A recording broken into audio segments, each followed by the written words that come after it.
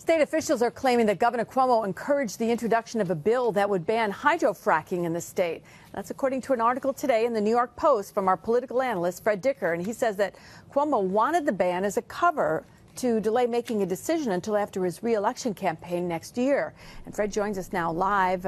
Fred, you're just also back. It's part of, I guess, the story. You just spent a couple days in the heart of hydrofracking country. I did, Liz, down in Susquehanna County, Pennsylvania. And even when I was down there, I was getting calls from people from the legislature, and this involved Democrats and Republicans, staffers and members of the legislature, saying that behind the scenes, the governor, through his aides, was playing a role in getting a resolution introduced in the Senate to try to delay hydrofracking with the political motive that you touched on, the governor being nervous about this issue as he gears up for re-election next year. Now, I noted in my piece today that the governor's people deny this. They claim it isn't so. But for a lot of people, it helps explain this long delay that's been going on in reaching a decision on this controversial issue. And another Siena poll comes out today, and he's losing a little more ground. Not a lot, but there's still an erosion here.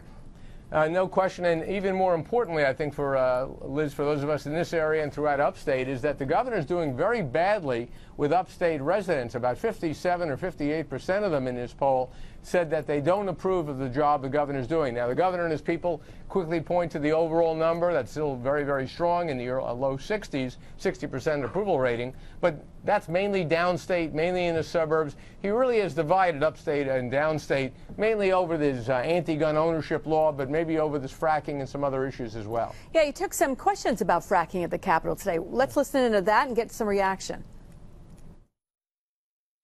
There's a potential economic upside for the state, especially for the southern tier.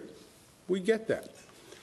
There's also a potential for negative health consequences, and we're very careful about that. So we want to know what we're doing before we do it. Go to it, Fred. Well, you know, this is being done now, Liz, in 29 states. There's plenty of evidence about whether this is good or bad.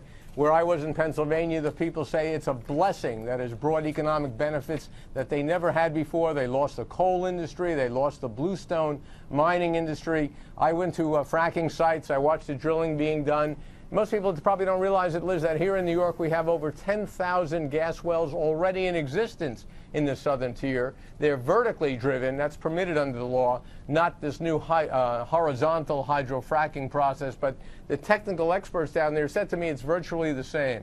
So I think the governor, who until now really has had a reputation of being decisive, is really being damaged by this because he's been indecisive. I think he was on the defensive today. He also, through his health commissioner and the health commissioner himself today, said a decision should be coming in a matter of weeks. He's been denying, as I noted, any claims that he's intentionally holding this up for political reasons. But there are hundreds of people at the legislature who would tell you that's why it's been held up, that it's politics, not the science, as he says it will be.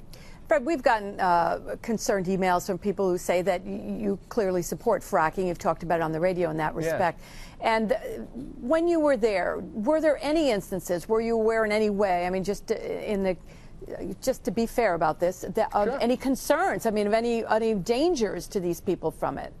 You know, Pennsylvania is not the third world. They have a health department. They have an environmental protection agency. They've been all over this. They've been to Dimock, Pennsylvania, where the claims were made that the water is contaminated. The state health department in Pennsylvania says it's safe. The U.S. EPA says it's safe. People I spoke with, and it was at random, all said they welcome this. I've said it before. I'll just say it again quickly. The antis, the people who are trying to stop this, are doing it for philosophical reasons. They don't like using carbon fuel. They want wind and solar. There's no proof there of anyone being hurt. If that proof existed, we'd see it on the nightly news all the time. It's not there. They've made up these claims, in my judgment. All right, Fred, thanks. And I know this is something you'll be talking about on the radio live from the state capitol and with us again. The radio program is weekday mornings 10 to 11 on Talk 1300. And Fred will have those reports on his show this week about what he found while visiting those sites.